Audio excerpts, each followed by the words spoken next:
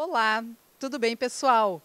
Estamos aqui hoje, eu e a professora Lisete, para apresentar para vocês uma gravação de uma entrevista com uma professora muito especial para nós. Essa entrevista, está localizada no final do nosso módulo, ela encerra o nosso módulo, que tem como tema, Educação e Pedagogia, no tópico Diretrizes Nacionais do curso de Pedagogia. Então, gente, aproveitem, porque esse brinde que nós estamos trazendo para vocês conecta, inclusive, né, Lisete, com o próximo módulo que virá, onde nós vamos estudar a formação de professores, a história da formação de professores. Então, acho que vocês vão gostar bastante, viu? É isso aí, gente. Convidamos vocês a assistir na íntegra o vídeo, a gravação, a entrevista com a professora Maria Beatriz Moreira Lucy, porque ela é uma pessoa muito importante. Não é apenas uma entrevista, é uma entrevista de uma pessoa que contribuiu muito para a educação do Brasil, contribuiu muito com a URGS, né? É uma professora que é pedagoga, tem mestrado, doutorado em educação, então ela sabe do que ela está falando. Então, por isso nós convidamos e tivemos o prazer do aceite desse convite, dela estar aqui com a gente, para conversar sobre os desafios, sobre as potencialidades e os desafios da pedagogia no Brasil. Então, eu acredito que vocês, além de gostarem, vocês vão aprender muito com a Beatriz. Ela é uma pessoa carismática, didática, e ela é especial. Ela é especial para a URGS, ela é especial para nós, ela é especial na nossa formação de pedagoga que somos, né? Então, por isso, nós queremos que vocês também sintam o quanto ela é especial para a formação de vocês. E como a professora Karine falou, nós estamos presenteando vocês no final deste módulo com a entrevista da professora Beatriz, porque ela tem muito a contribuir conosco com o nosso curso. Então, fiquem com ela agora, com a entrevista da professora, e desejamos que vocês depois nos comentem, façam a reflexão de vocês em cima dessa entrevista. Obrigada. Bem, falar da educação no Brasil, dos desafios que temos pela frente, requer que a gente olhe um pouquinho para trás. Requer que a gente veja que o nosso é um país muito grande, com muita diversidade na sua formação cultural, na sua organização entre cidade e campo, cidades grandes, cidades pequenas, e uma diversidade muito grande também de situações econômicas, em que estão as famílias, em que estão as oportunidades de trabalho, a forma como se organiza a própria política é muito diversa no nosso país todo. Essa é uma característica importantíssima do Brasil, o mundo inteiro reconhece essa característica.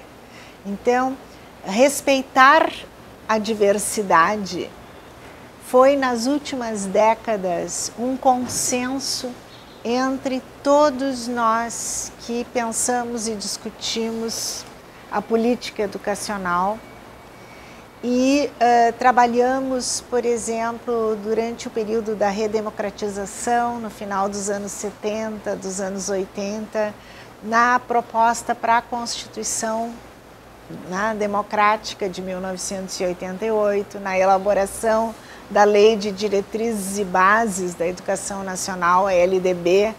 Então, essa ideia do respeito à diversidade, à medida em que nós nos dispusemos a enfrentar o grande desafio da educação brasileira do século XX, que não foi atingido e que continua a nos desafiar, que é a educação para todos, que é a democratização da escola, a democratização da educação básica e da educação superior.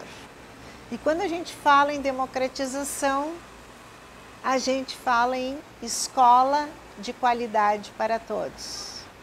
E vai trabalhar com um conceito importante, que é o conceito da equidade tá? Que nos termos da Constituição de 88, da LDB, se define como igualdade de condições de acesso e continuidade nos estudos, e se fala em equidade pensando num padrão de qualidade, tá? Para onde vai se ter essa igualdade de condições. Quer dizer, as condições são atingidas então, e essas foram medidas importantes das últimas décadas. Era muito diferente no tempo em que eu fui à escola, e falo, né, com tranquilidade, eu tenho 50 anos de vida de magistério. Então, quando eu fui à escola, né, antes disso, a escola do tempo dos meus pais, dos meus avós, e é muito importante nós todos conversarmos sobre as oportunidades escolares e as não oportunidades, né, que as pessoas tiveram nas famílias para entender isso. Então, quando nós falamos em política educacional, desafios que nos dedicamos à educação como profissionais temos, nós também falamos de alguma coisa que não é só desafio dos profissionais da educação, é um desafio para todos os cidadãos brasileiros, é um desafio para toda a nação. Tá? Então, a democratização do acesso, a democratização da qualidade, qualidade em padrão de qualidade para todos, e o terceiro ponto, a gestão democrática da escola e das instituições educacionais, a gestão democrática na definição da política educacional. Por que a gestão democrática é tão importante quanto acesso, que se faz pela gratuidade, pela existência da escola em todas as localidades, pelas condições de infraestrutura, de corpo docente, de quadro de funcionários de escola, de projeto político-pedagógico, projeto curricular. Por que a gestão democrática surge como tão importante? Porque a escola é a instituição social de formação da criança e do adolescente que o leva a transitar da esfera familiar, onde as relações são plasmadas pelo afeto, né? Ela é intermediária com o mundo da cidadania e o mundo do trabalho. Então, a escola precisa, né, ter essas relações afetuosas, reconhecer a importância da família, mas trazer os conhecimentos científicos, a cultura dos outros, para além da cultura da família, a cultura da localidade, a cultura das igrejas locais, a cultura da política local. Nós precisamos conhecer a cultura do país, a diversidade cultural do país e a cultura do mundo. A escola, né, abre o mundo e precisa não só mostrar, mas precisa principalmente formar, né, dar condições de diálogo com esse mundo e, portanto, de olhá-lo criticamente, de olhá-lo dialogicamente para que a gente conquiste. Então, é fundamental nós pensarmos nisso. E, obviamente, ao pensarmos nesses grandes desafios que é da escola para todos, nós olharmos como nós transitamos. Quando eu fui à escola, tá, na letra da lei, né, o ensino primário era obrigatório e o primário tinha 4 ou 5 anos, dependendo do estado do Brasil. Tá? Para seguir adiante entrar no 6º ano, começava uma nova etapa, naquela época era o ginásio, tinha que se fazer um exame vestibular, chamado exame de admissão, complicadíssimo, e havia muito poucas vagas. Apenas uma elite de pessoas conseguia subir. Dali, o funil se estreitava para chegar ao ensino médio, que era colegial, clássico ou a escola normal, como eu fiz, me formei professora em curso equivalente ao normal. E depois fui fazer a faculdade. Só para vocês terem uma ideia, este funil do acesso era tão complicado na época que o meu exame de admissão ao ginásio tinha muito mais candidatos por vaga, foi muito mais difícil. E quando eu resolvi fazer a escola normal no Instituto de Educação de Porto Alegre, aquele exame de admissão, exame seletivo, foi muito mais difícil do que o exame para entrar na URGS. Quando eu, aí me formei 3 anos depois, isso que naquela época eram pouquíssimas vagas que havia na URGS, e eram pouquíssimas. Então, nós transitamos hoje para uma ideia de educação básica muito mais ampliada. Ampliada porque hoje nós entendemos que é direito de todos e é obrigatório, é obrigação dos pais, com penalidades, inclusive, previstas em lei se não cumprem, e de todos nós cidadãos que sabemos que temos crianças e adolescentes sem ir à escola. A educação básica ela é toda obrigatória a partir dos 4 anos de idade. Então, primeiro era só o primário. Depois nós tivemos o ensino fundamental de 8 anos. O ensino fundamental passou a ter 9 anos para ampliar mais 1 ano. As crianças de 6 passaram a fazer parte do ensino fundamental.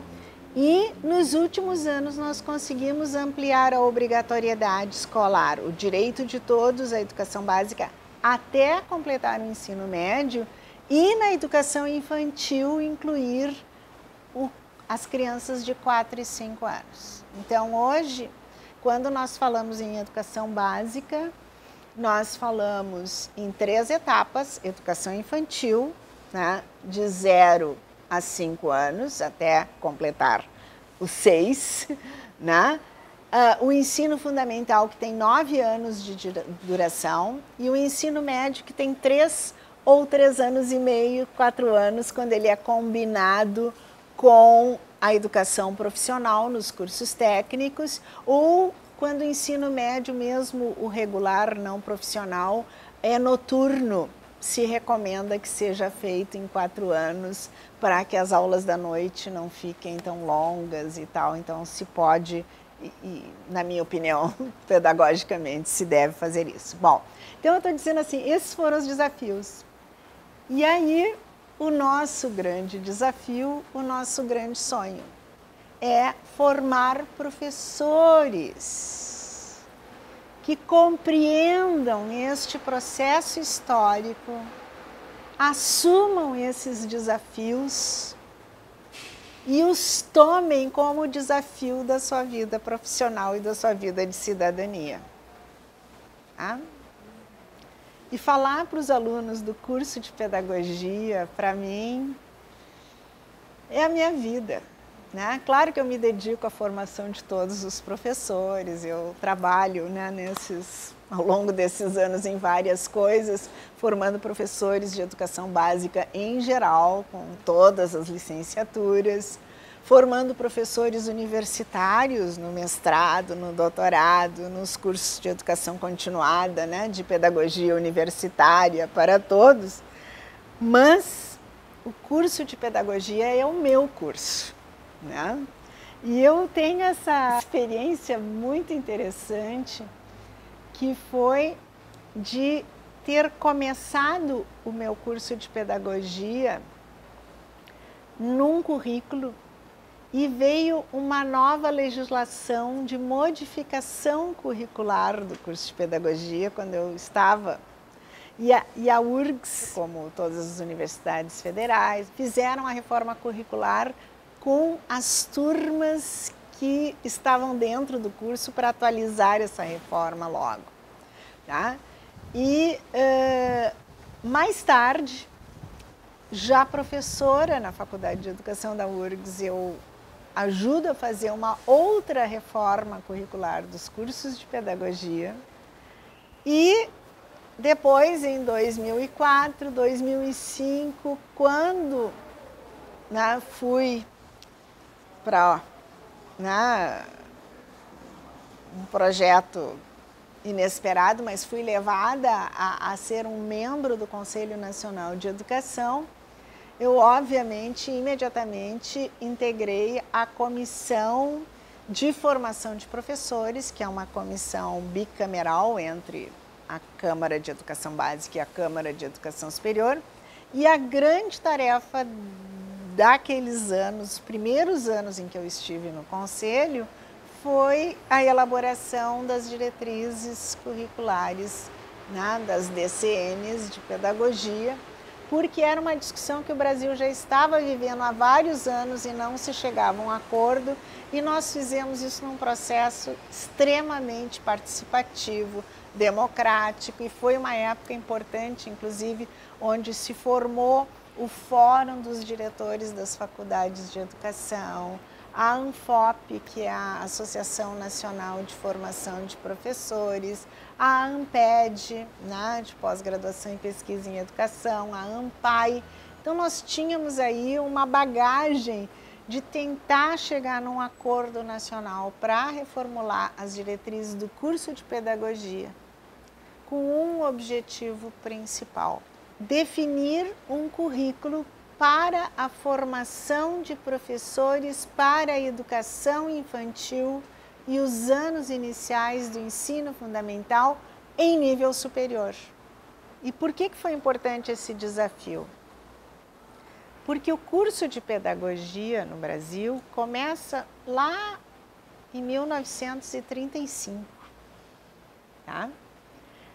Até 1935, a formação de professores no Brasil era feita nas escolas normais. Depois, aquele curso normal de nível técnico, de nível médio, como eu tinha feito. Tá?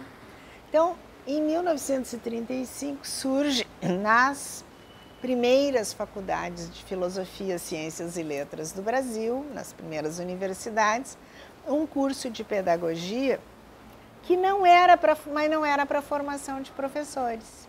E essa é uma marca histórica importante. Ele era para formar os professores das escolas normais.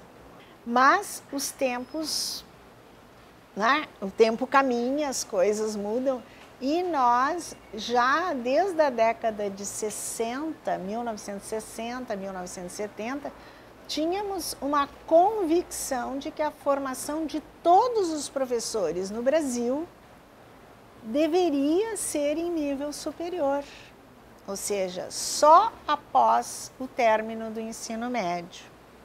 Eu penso que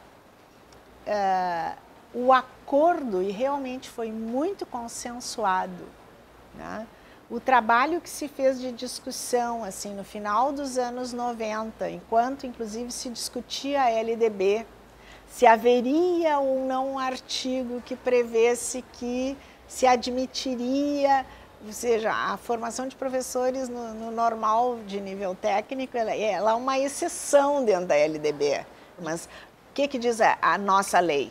A formação de todos os professores de educação básica será uma formação em nível superior.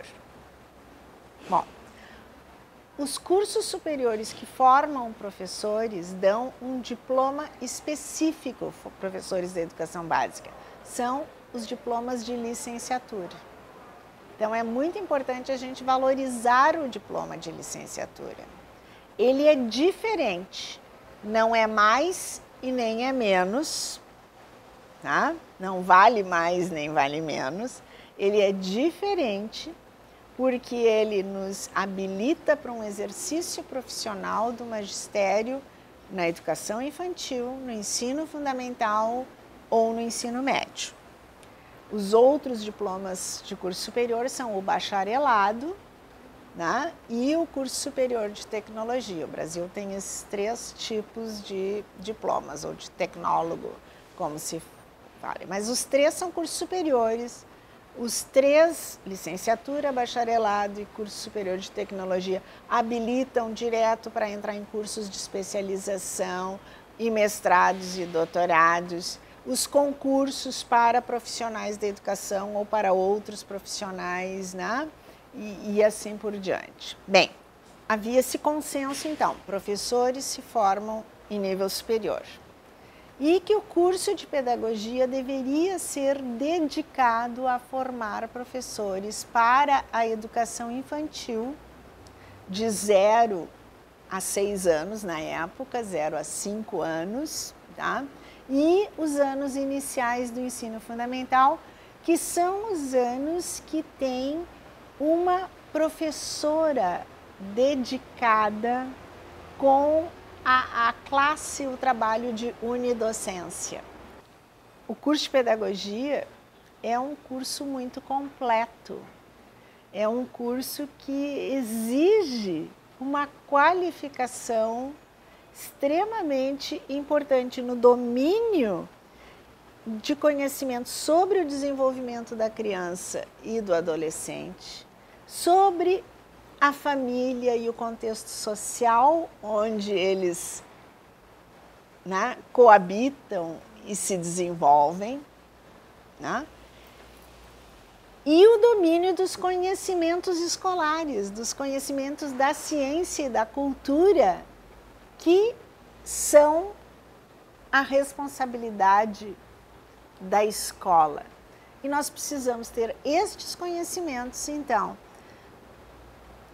do conteúdo das diretrizes curriculares da educação infantil e do ensino fundamental, por áreas de conhecimento, né? Porque hoje nós não trabalhamos com disciplinas nos anos iniciais, e aí se pensou muito que os professores do curso formados em pedagogia precisam ter esses conhecimentos, como os professores que vão ser formados em todas as outras licenciaturas. Então, a pedagogia, com essas diretrizes de 2005, ela passa a ser uma licenciatura. Não formamos mais, assim, tipo especialistas, como antigamente, porque isso ficou para pós-graduação, tá?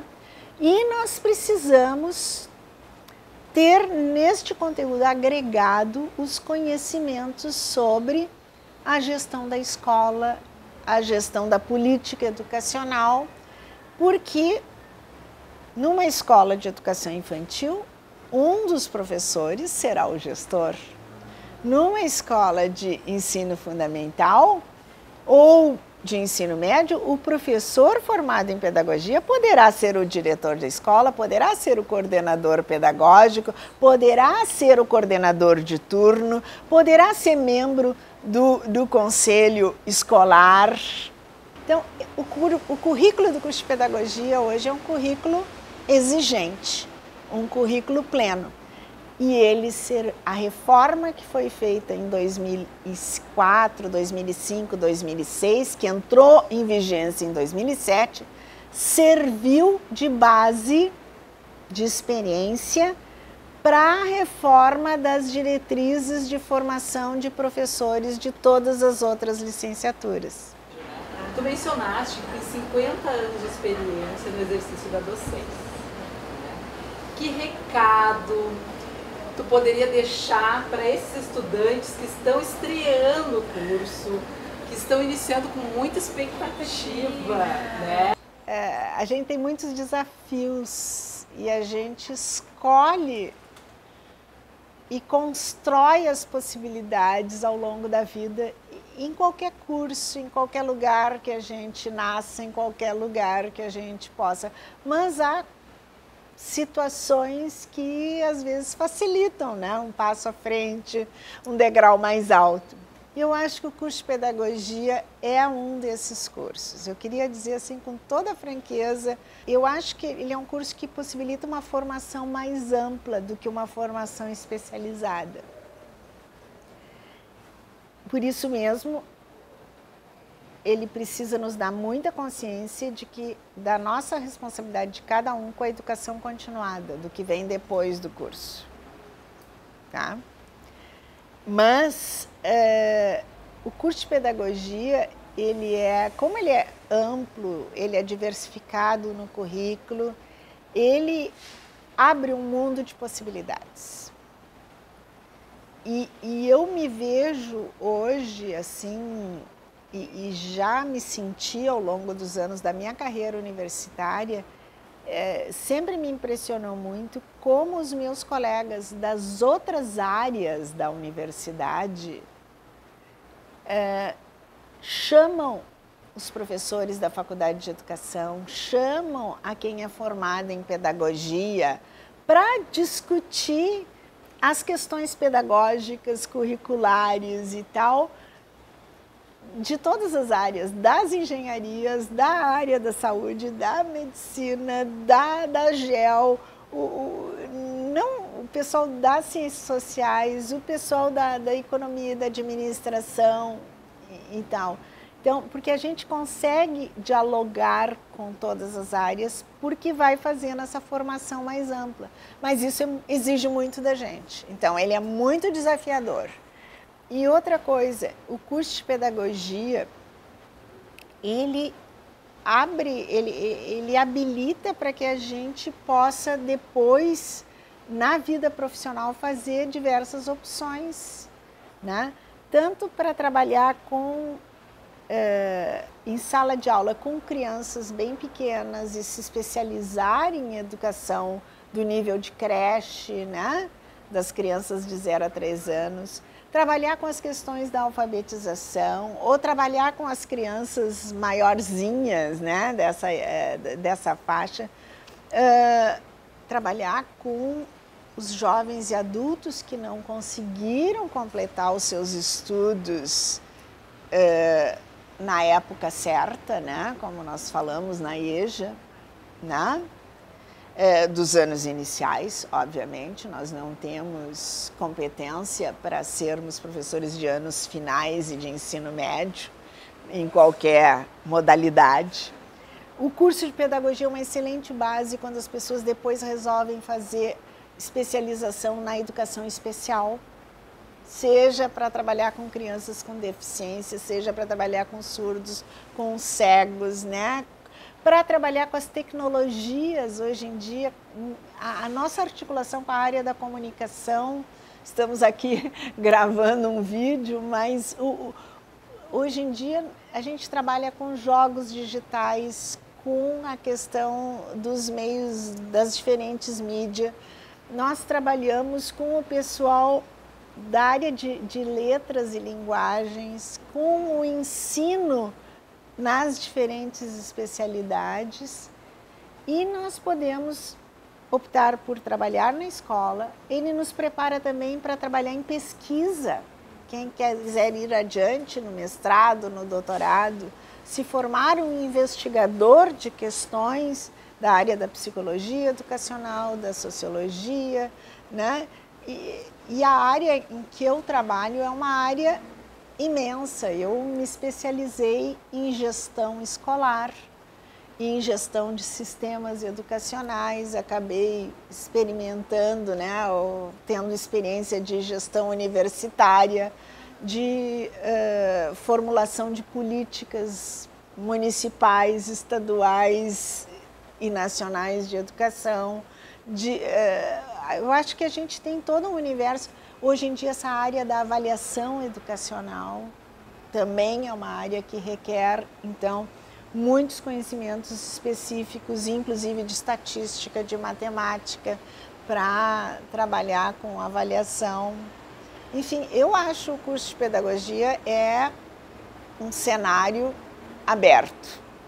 E a gente tem muitas opções. Agora, ele precisa ser um curso muito bem feito, muito estudado. E nós temos que nos dar conta que, como em qualquer área, mas especialmente na formação de professores, a aula, o momento coletivo de aprendizagem é essencial para dialogar. Mas o momento individual de leitura, de estudo e de pesquisa precisa ser muito, muito valorizado por cada um de nós. No mundo inteiro, nós hoje discutimos entre as universidades se para cada hora de aula o aluno é previsto dele estudar 2 ou 3 vezes o horário de aula.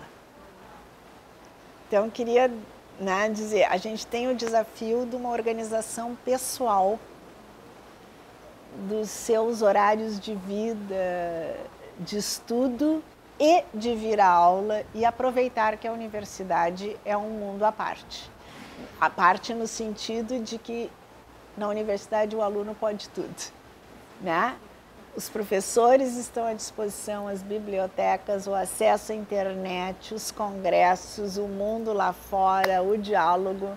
E a gente tem que tratar de aproveitar essa universidade pública, gratuita e de qualidade que vocês estão inseridos. Bom, pessoal, vocês conseguiram conferir, então, a fala da professora Beatriz Lúcia. Eu espero que vocês tenham gostado muito. A Beatriz deixa uma mensagem bem importante para nós e eu acho que vocês vão concordar com a gente que nesse momento que vivemos, valorizar a universidade pública, gratuita e de qualidade é o que precisamos. E vocês estão tendo o privilégio de estar na URGS, estar conosco trabalhando nesse curso, né, que tem uma potência bastante grande, né, assim como a professora Beatriz mencionou. Ele tem uma capacidade imensa de atuação, tanto de atuação profissional quanto de construção de conhecimentos numa pluralidade, numa diversidade que vocês vão poder experimentar a partir de agora. Então, a gente agradece esse momento especial, né? E contamos com vocês na participação do próximo módulo. É isso aí, né? Como a Karine falou, a professora Karine disse, vocês viram, assistiram a entrevista. E vocês vão perceber também no currículo dela, a gente não vai ficar detalhando todo o currículo dela, mas algumas questões é importante destacar, porque essa universidade pública, gratuita e de qualidade, que ela deixa o recado, que ela termina a fala dela, foram anos de lutas para a gente conquistar essa universidade e garantir. E a professora Beatriz, ela fez parte dessa história. Ela foi do Ministério da Educação, ela foi conselheira nacional, no Conselho Nacional de Educação. Então, muitas das diretrizes curriculares que vocês vão estudar dentro do curso de pedagogia, que vocês vão conhecer ou vão trabalhar nas escolas, vocês vão ver que tem a mão e a passagem da professora Beatriz. Então, isso é o nosso recado também, de vocês verem a potência que um curso de pedagogia tem, dessa capacidade de colocar profissionais qualificados e que vão dar uma contribuição muito linda e importante para a história do Brasil. Então, até o próximo módulo também com vocês.